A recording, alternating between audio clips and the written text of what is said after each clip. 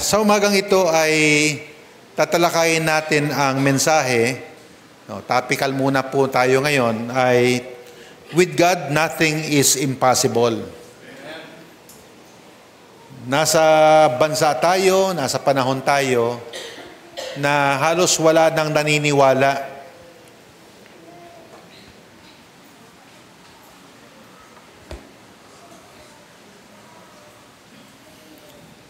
Bumuo ang ating presidente ng isang grupo na mag-iimbestiga. Maraming hindi naniniwala, ganon. Meron tayong mga namumuno na nangangako. Marami ring hindi naniniwala. Ngayon ay supposedly friend day natin. Mukhang wala pa rin naniniwala. But praise the Lord kasi meron tayong 2 bisita ngayon, di ba? Pasalamat tayo dyan. Ulitin na naman natin, ha? Amen. Yung friend day natin. Okay ba? Amen. Bira. Hindi yata kayo naniniwala. Ngayon magtatayo tayo, parang walang naniniwala. Kasi nauuso na yan eh. Nauuso na yan, mga kapatid. Nag-uumpisa yan sa mga nakikita natin sa social media, mga taong nangangako, mga taong nasa kapangyarihan, na dapat merong magagawa, tapos pinakikita nila na wala silang magagawa. Mga ganon. Okay? Ganon din sa leadership. Kaya nga, bilang leader ng church ninyo ay halos hindi ako papayag. Halos lang, ha?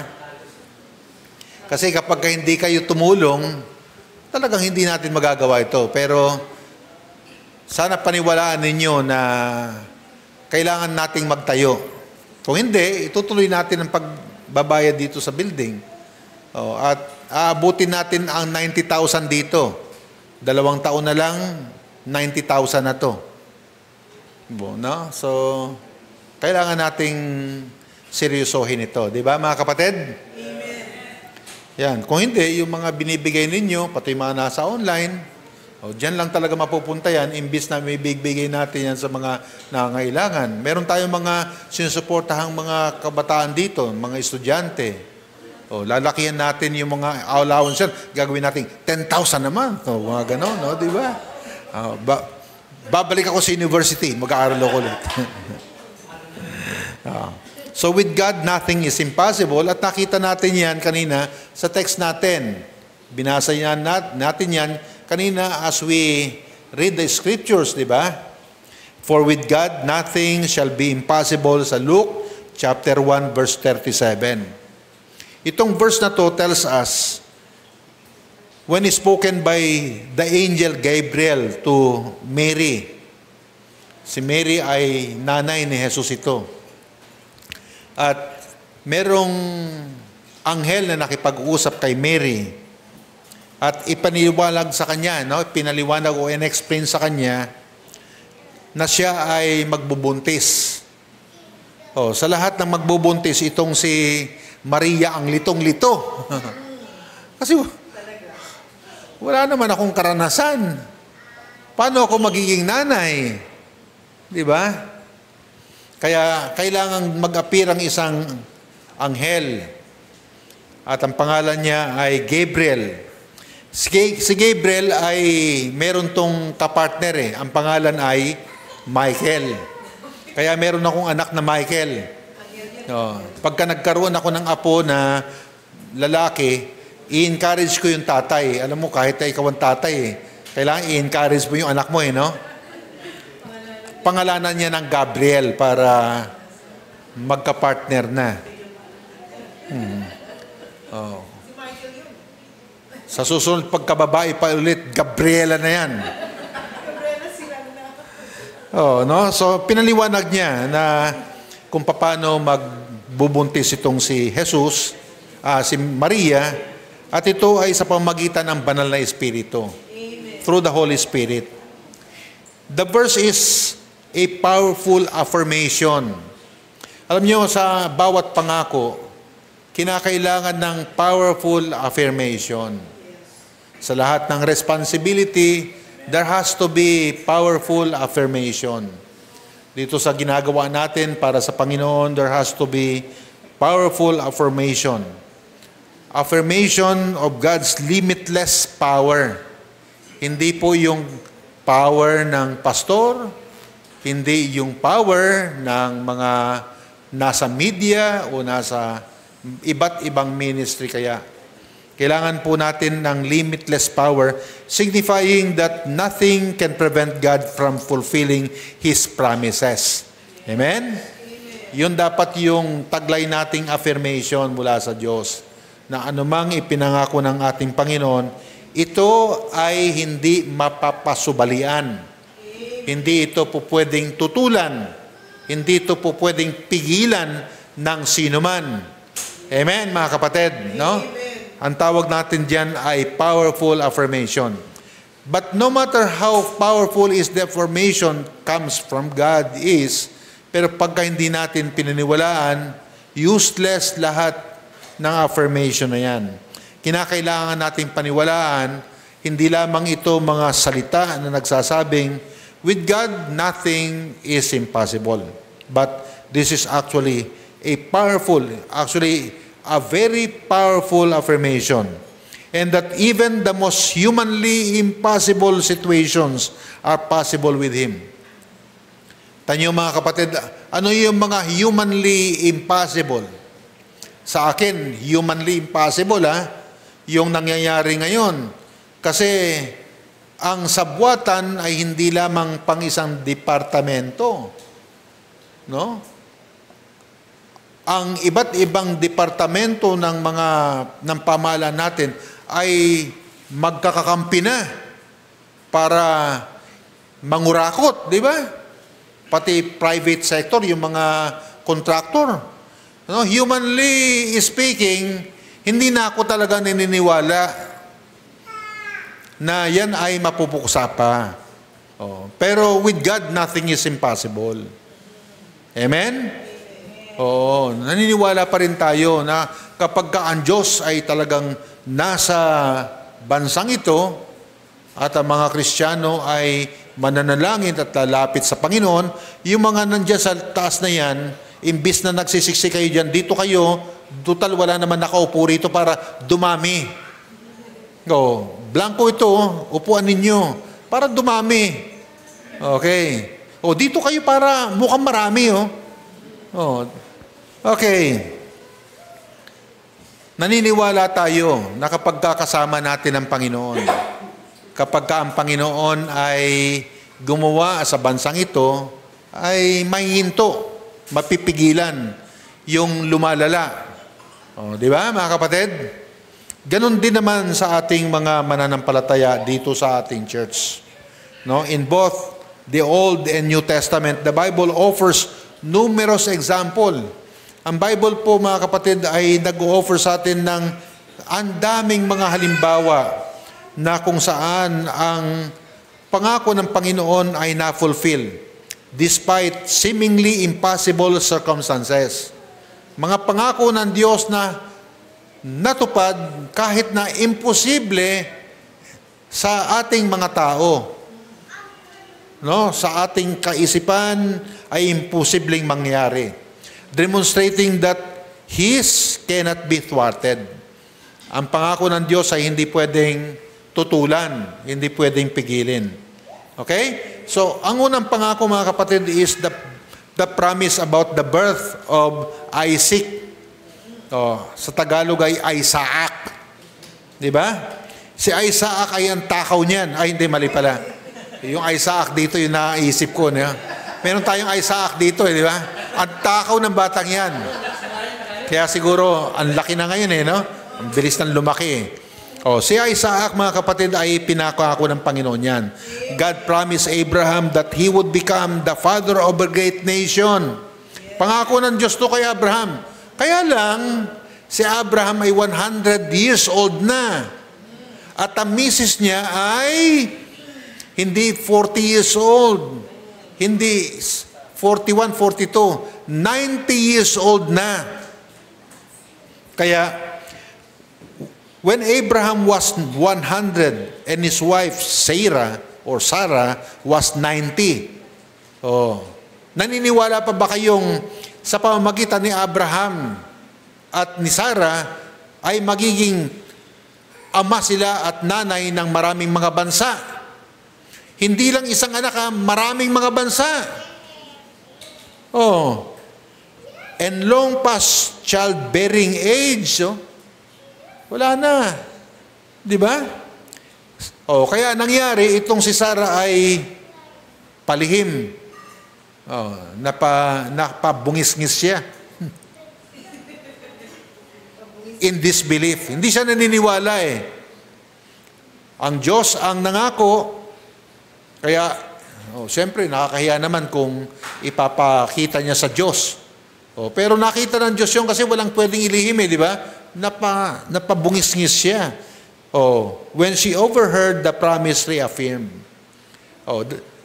Sa unang pagkakataon kasi, the first promise to Abraham that he will be the father of many nations is found in Genesis chapter 17 verse 5. Ito pong ating binabasa natin ay Genesis chapter 18 na.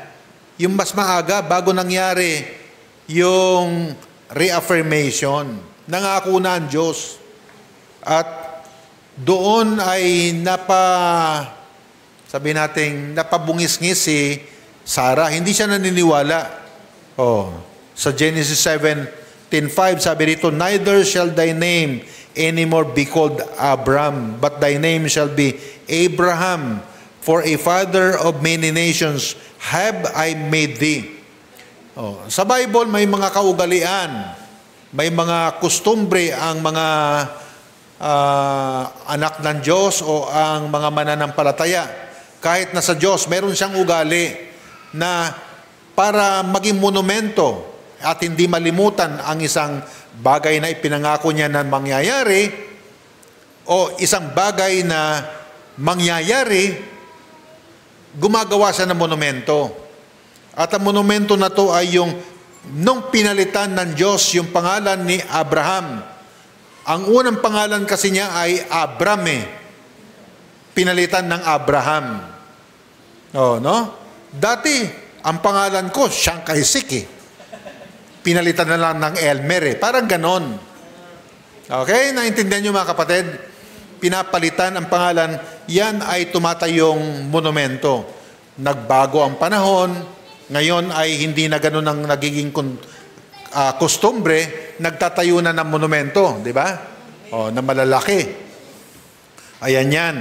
So in response, the Lord asked, sabi po sa Genesis chapter 18 verse 14, na binasa natin kanina sa New Testament, amen?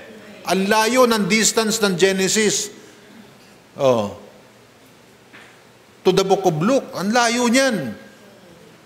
Sinabi lang yung sinabi doon sa Genesis. Anong sabi?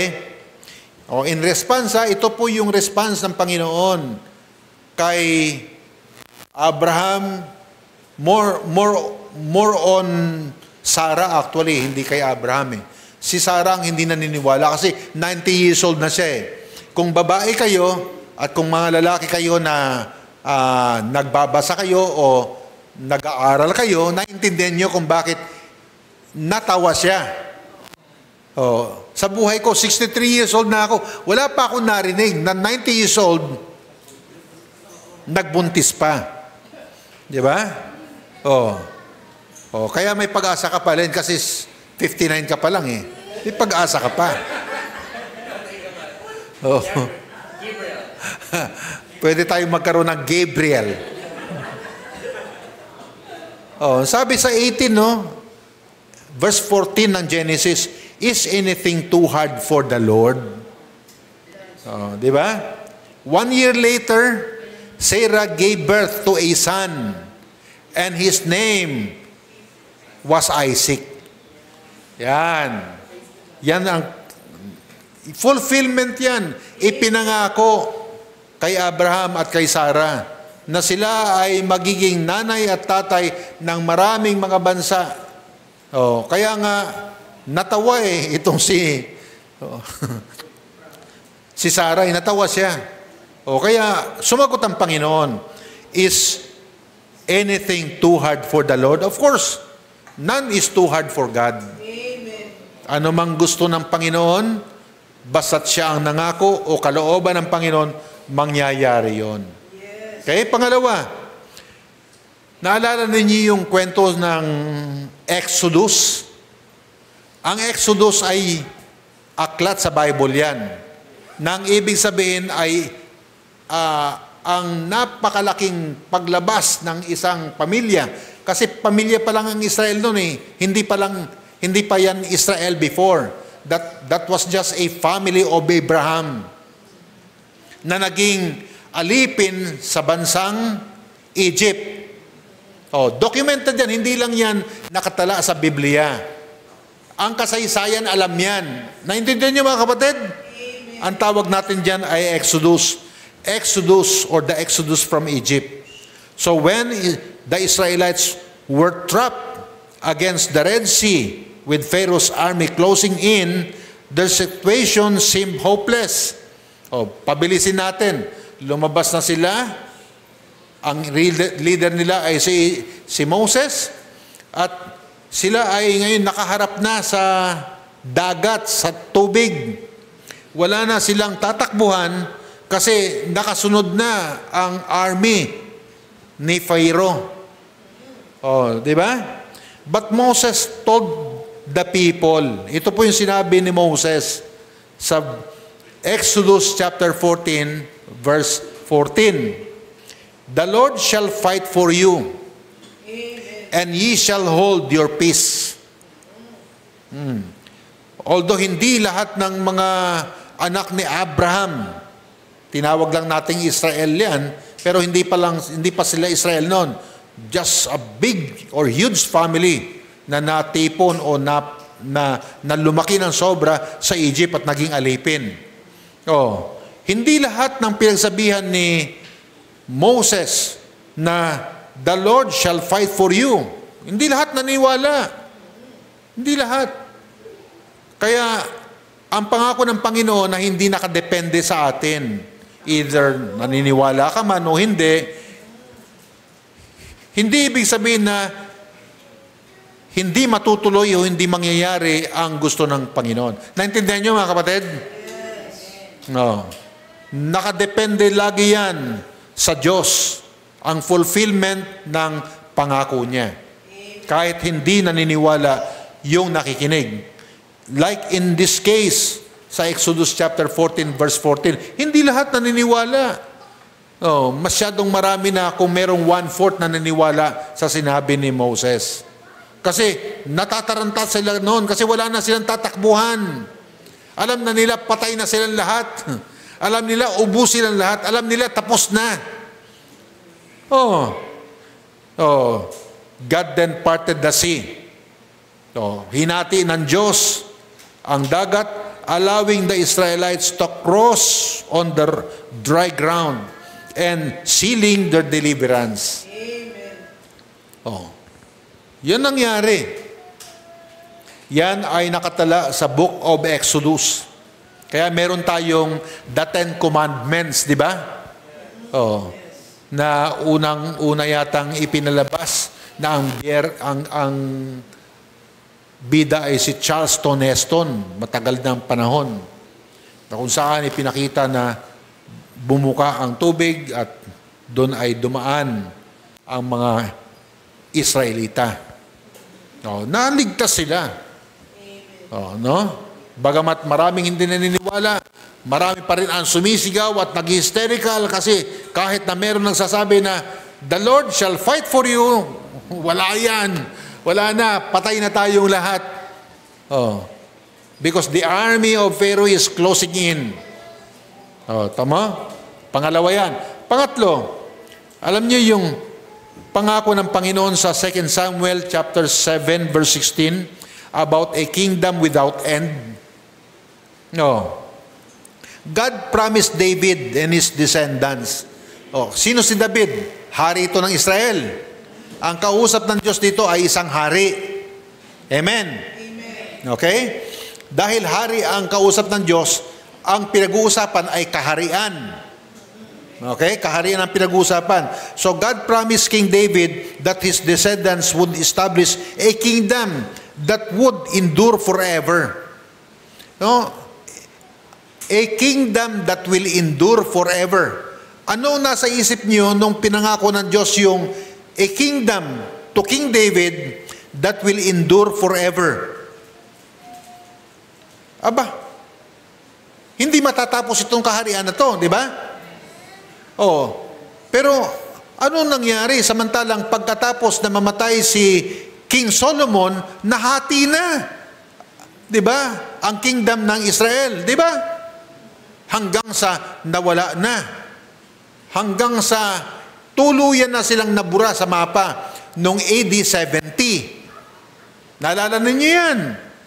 Oh, nawala. Nasaan na ngayon yung pangako ng Panginoon na you will have a kingdom that from your descendants, a kingdom shall rise and that kingdom will be forever. No. Okay? Ano? Oh, sabi po dito sa 2 Samuel chapter 7, verse 16, no? And thine house and thy kingdom shall be established forever before thee. Thy throne shall be established forever. So many kingdoms have been fallen throughout history. Kasama na dyan ang kingdom ng Israel. Oh, re-reviewin ko kayo. Roman Empire. Kingdom yan. Amen? Oh, nawala. Oh, nawala. Nagbalat kayo lang yan. Totoo pa rin. May Roman Empire pa rin ngayon. Hindi na nga lang siya Roman Empire. Roman Catholic na ang tawag sa kanya. Oh, pero nawala ang empire. Nagbalat kayo nga lamang, naging relihiyon na siya. Naintindihan nyo mga kapatid? Oh, Byzantine Empire. Oh, Persian Empire. Mongol Empire. Byzantine Empire, Ottoman Empire, British Empire, Russian Empire, Aztec Empire, and Inca Empire, Akkadian Empire, and Babylonian Empire, Han Dynasty and Tang Dynasty, Mali Empire, and Shanghai Empire. Songhai. Pagkain pala to, no? Shanghai. Oh, Kingdom of Neri. Oh, tama nyo mga kapatid, ang daming kingdoms, no? Kingdoms often fall due to combination factors. Maraming dahilan kung bakit ang kingdom ay nasisira eh. O including military defeat, o external invasion, o internal conflict, and weak leadership. Ang Pilipinas, para ang gobyerno ng Pilipinas ay bumagsak, ano ang mga factors? It can be weak leadership. Oh, di ba? Oh. Economic problems, social unrest and revolution, and decolonization and changing political landscape. So, decolonization. Nung araw, naging colony tayo ng Spain for almost 400 years. Ganyan yan, mga kapatid, no? While the earthly kingdom eventually fell, the angel Gabriel later confirmed to Mary that her son, Jesus, would fulfill the prophecy by reigning over an eternal spiritual kingdom. Amen. Alam niyo ba na si Jesus ay galing sa lineage ni David? Oh, yan po mga kapatid ay yan po ay fulfillment ng Davidic covenant na sa pamamagitan ng linya sa lahi ni David ay uusbong o isisilang ang magiging hari. At ang kingdom na si Jesus, ang hari, is eternal. Naintindihan niyo mga kapatid? Nangyari yan. No, nangyari yan. Nakita nyo na kung paano si Jesus ay namatay pagkatapos ng 3 araw, muli siyang nabuhay. Okay? Hindi natin pwedeng ikwento lahat ito kundi sa Martes na tayo matatapos dito. Ayaw nyo naman yon, di ba? Gusto nyo sa Lunes lang, di ba? O, kaya bibilisan natin. O, number 4, the birth of Jesus. O, Imposible mga kapatid ang kapanganakan ni Jesus, for your information. Okay? The angel Gabriel announced to Mary that she would conceive and give birth to the Son of God. Litong-lito, hindi na intindihan ni Maria. Kaya nga kailangan ng isang anghel na mag-aapil sa kanya para ipaliwanag. Okay? When she questioned how this was possible. Pwede ba yun? Wala naman, although considered na meron na siyang asawa, considered na married na si Maria noon. Kasi sa kostumbre ng mga Hudyo, kapag ang isang babae at ang isang lalaki ay, anong tawag natin doon? Betrothed, no? Betrothed, sila ay considered na mag-asawa na, pero hindi pa sila nagtatabi. Okay? Para kahit na anong taon ninyo, halimbawa 2 taon pa lang kayo, mag-asawa na kayo. Kasi ipinagkasundo na kayo ng mga magulang ninyo. Pero hindi pa kayo nagsasama. Ganito ang kondisyon dito kay Maria. Siya ay naka-betrothed na with Joseph. May asawa nga siya pero hindi pa sila nagtatabi. Kaya litong-lito itong si Maria na kinakailangang ipadala ng Diyos itong si Gabriel para ipaliwanag sa kanya kung ano ang nangyayari, paano ito mangyayari. At dito na sinabi yung Luke chapter 1 verse 37. For with God, nothing shall be impossible. Naintindihan niyo mga kapatid? Mary miraculous conception through the Holy Spirit fulfilled God's promise. Nabuntis si Maria, nanganak siya, na-fulfill ang promise ng Diyos. Okay? Number 5. Tama nyo, kaya sa Monday ito matatapos kasi number 5 pa lang tayo eh. The resurrection of Jesus. Tingnan nyo mga kapatid yung resurrection naman ni Jesus. After Jesus' death on the cross, His disciples were devastated. Discouraged talaga lahat ng mga disciples ni Jesus. Kasi namatay na yung kanilang pinaniniwalaang tagapagligtas. Hindi lamang basta namatay siya, kundi siya pinarusahan, ipinako siya sa krus. Isipin ninyo. No? Kaya devastated talaga ang lahat ng mga disciples. However, God raised Jesus from the dead, demonstrating His ultimate power over death and securing the victory He had promised. Dahil sa resurrection na yan, nabuhayan muli ng dugo ang mga disciples. Ano ang katunayan? Don't you know that out of 11 disciples na Jesus, kasi wala na si Judas so naging 11 na lang, ang 10 lahat namatay sa kamay ng kaaway. Pinatay sila, in-execute sila because of their faith in Jesus Christ. Nakakita ka ba ng ganun? Na lahat nagsialisan na.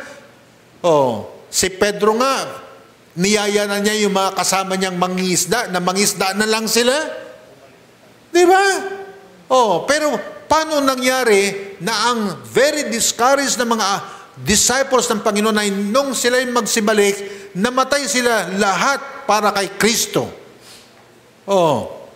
Bakit? Sapagkat nakita nila na si Jesus, bagamat siya'y namatay, after 3 days, He rose again from the dead.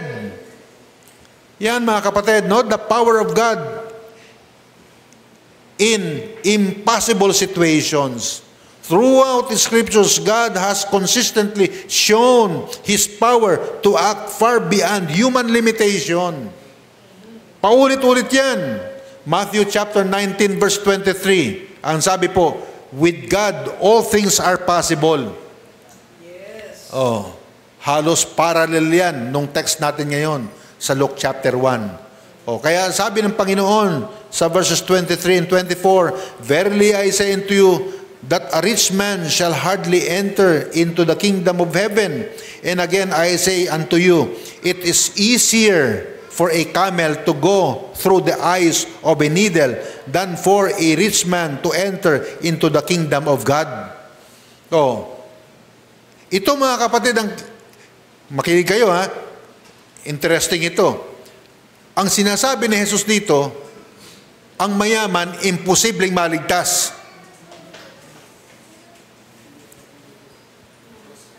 Pagka mayaman ka, imposible kang maligtas. Kasi mas madali pa raw sa isang tao na sumuot doon sa butas ng karayom. Paano ang tao papasok o lulusot doon sa butas ng karayom? Napakaliit nun. Pero posible raw yun kaysa sa ang mayaman maligtas. Nakita niyo mga kapatid ang impossibility? Di ba? Kaya dahil doon, umikot na naman ang nalilitong mga utak ng mga disciples. So, after a rich man was unwilling to give up his possession to follow Jesus, his disciples wondered, who then could be saved? Kasi ang kausap na Jesus dito ay isang mayaman at hindi kayang i-give up nung mayaman yung kanyang kayamanan para kay Jesus. Bago sinabi ni Jesus na imposibleng ang mayaman ay maligtas. Kasi ang sinabi ni Jesus, para maligtas ang mayaman, kailangan ang kanyang kayamanan ay talikuran niya. Ibig sabihin, magiging mahirap siya ulit. Pero, teka muna, may mga mayaman ba kayong alam na naligtas? Paano naligtas itong si itong magnanakaw, si Zacchaeus. Di ba? Mayaman yan si Zacchaeus eh. Si Matthew, mayaman yan eh. Si Paul, mayaman yan eh. Pero naligtas sila. Kaya nga, sabi ng Panginoon dito sa Matthew 19:26, with men this is impossible. But with God all things are possible. Kaya kahit mayaman, pwedeng maligtas. Kahit hindi mo talikuran ang kayamanan mo, pwede kang maligtas sa Diyos, pero sa tao, hindi mo kaya maligtas. Sa isip ng tao. Ganun yun, mga kapatid. Naintindihan nyo? Yan, sa Diyos, pwedeng maligtas. Number 7, malapit na tayo matapos. God's plan cannot be thwarted. Ang plano ng Diyos, hindi yan pwedeng pigilan. Nandito si Job. Kilala niyo si Job, ano? The prophet Job, after enduring immense suffering. Ano yung immense suffering na yan? Mayaman siya, negosyante niya siya, napakatagumpay niya sa lahat ng field na kanyang pinasok. Anumang negosyo ang kanyang itayo, talagang lumalago, yumayaman talaga. Isang araw, sinubok siya. Nalusaw ang lahat ng kanyang mga ari-arian, lahat ng kanyang ipinundar na mga negosyo nagsibagsakan, lahat ng member ng kanyang family except the wife. Sa lahat naman ng ititira, wife pa. Itinira yung misis niya. Pero lahat ng anak niya, patay. Kaya ko naman sinabi na sa lahat naman ng ititira yung misis pa. Kasi yung misis niya, ganito ang sabi, maniwala ka sa Diyos mo at mamatay ka na. Akala ko ba ang misis o yung asawa ang siyang kakalinga sa iyo at mag-i-encourage sa iyo sa panahon na kailangan mo nang mag-i-encourage sa iyo at tutulong sa iyo at mag-aalaga sa iyo. Pero nandito, misis ni Job, iba mga kapatid. But, dito po sa Job chapter 42 verse 2, I know that thou canst do everything and that no thought can be withholden from thee. Sa Tagalog, hindi ko rin naintindihan yung binasa natin eh. Sa Tagalog, alam kong ang lahat ng bagay ay kaya ninyong gawin, ang sabi ni Job.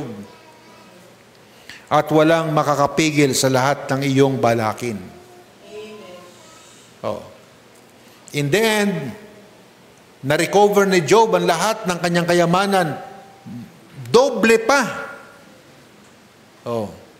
At nagkaroon na naman siya ng panibagong mga loved ones. Yun po. At Alam niyo, ang pangako ng Panginoon, it exceeds our imagination. Kung may pananampalataya ka, it should exceed your imagination. Here the Apostle Paul wrote about God's boundaries o boundless ability to bless His people. Alam niyo mga kapatid, ang Panginoon ay may boundless. Limitless yan di ba? Boundless ability. Yan ang ability ng Panginoon. Walang limit ang pagpapala ng Panginoon.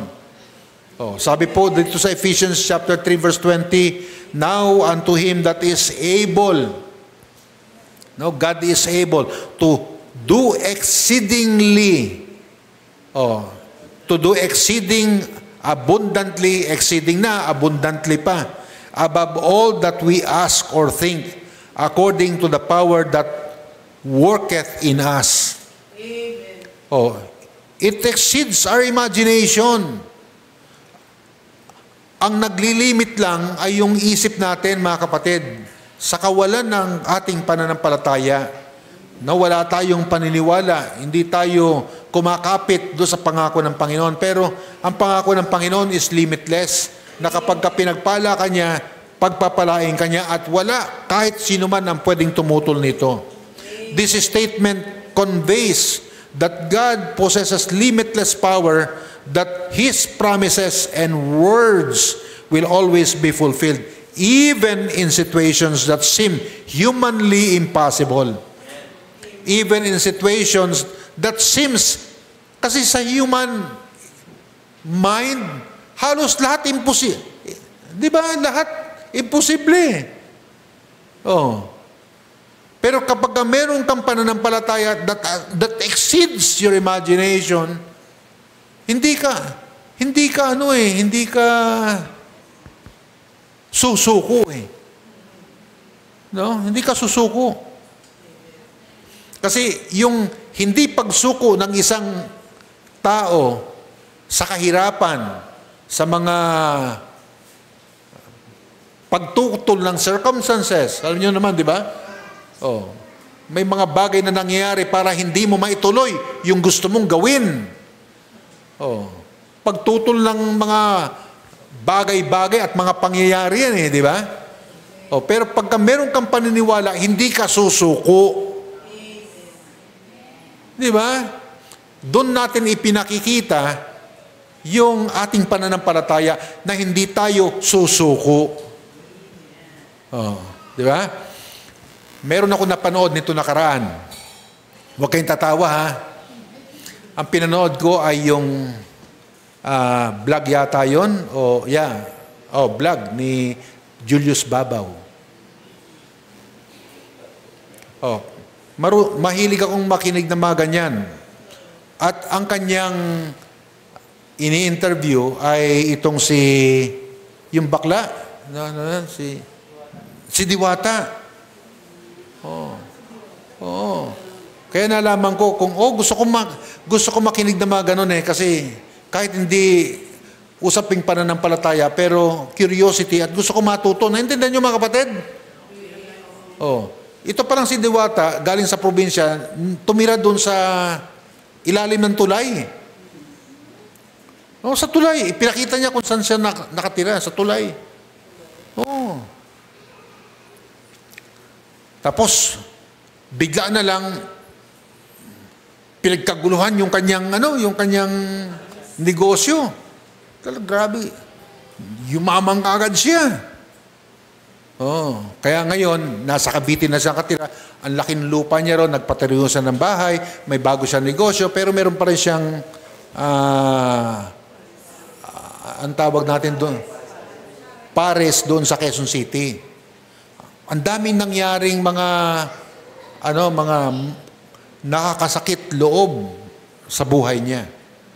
Ang dami. Nasa tingin ko, kung ordinaryo lang yung tao, susuko na siya. Pero hindi siya sumuko. Kaya nag-comment ako doon Sabi ko doon, nag-comment ako doon sa vlog na yon. No one can stop Diwata because Diwata doesn't know the word quitting. Hindi niya alam yon, yung mag-quit, hindi niya alam yon. Pero pagka wala kang pananampalataya, nag-uumpisa pa lang, quit na kaya ako.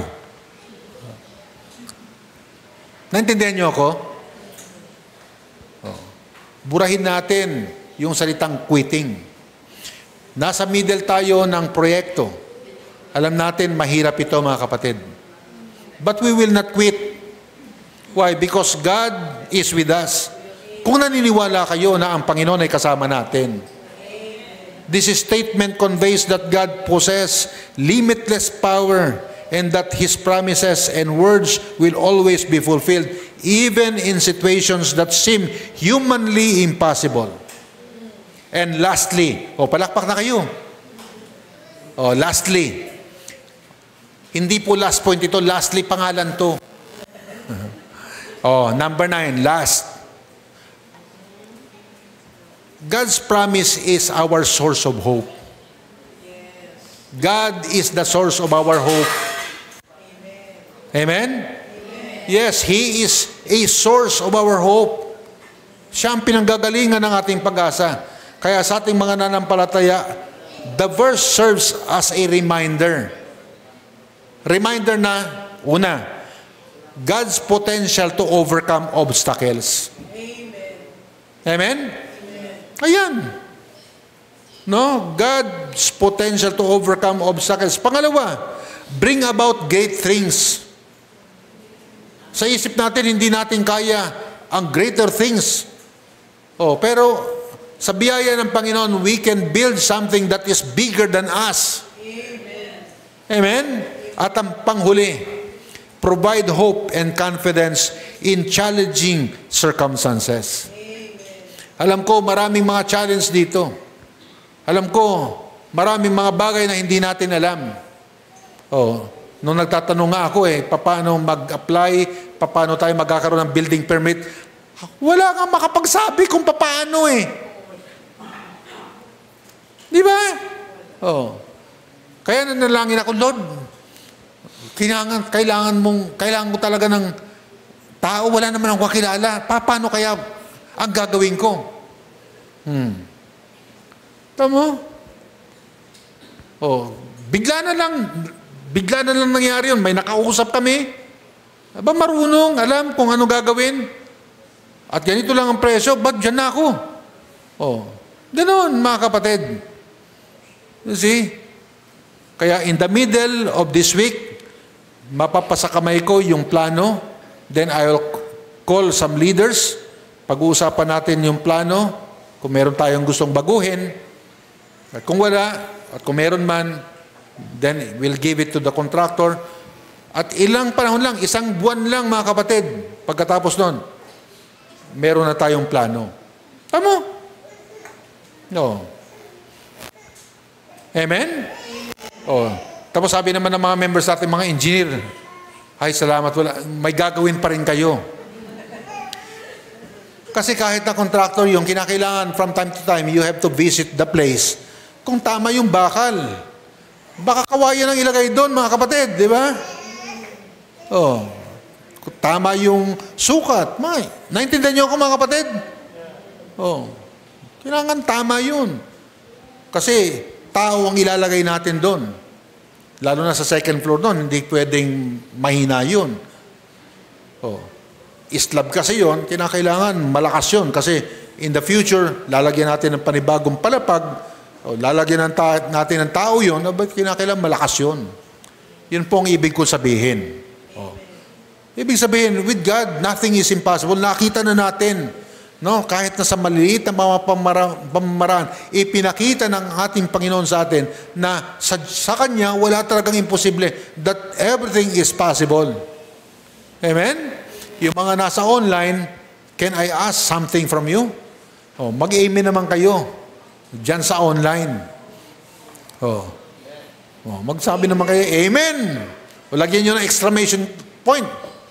Gawin nyo 2, 3, 4, 5. Gusto nyo, damihan nyo pa para kayo sumisigaw dyan. Amen!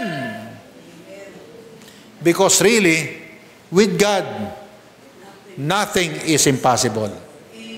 Nothing. Tayo po'y tumayo. Ama namin, maraming salamat sa pagkakataon. Maraming salamat, Panginoon, sa mensaheng pinagkaloob mo.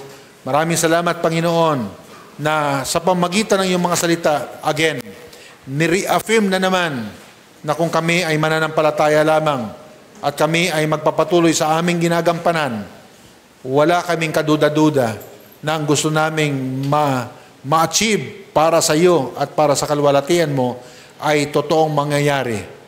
Maybe, although ito po ay nasa malapit na future pa lang, kami po ay naniniwala na kahit ngayon, kitang-kita at nahawakan na po namin, naamoy na namin ang fulfillment ng ipinangako mo sa amin. Hindi mo kami pababayaan, sasamahan mo kami at tutulungan mo kami sa panahon na seemingly hindi na namin kaya, Panginoon.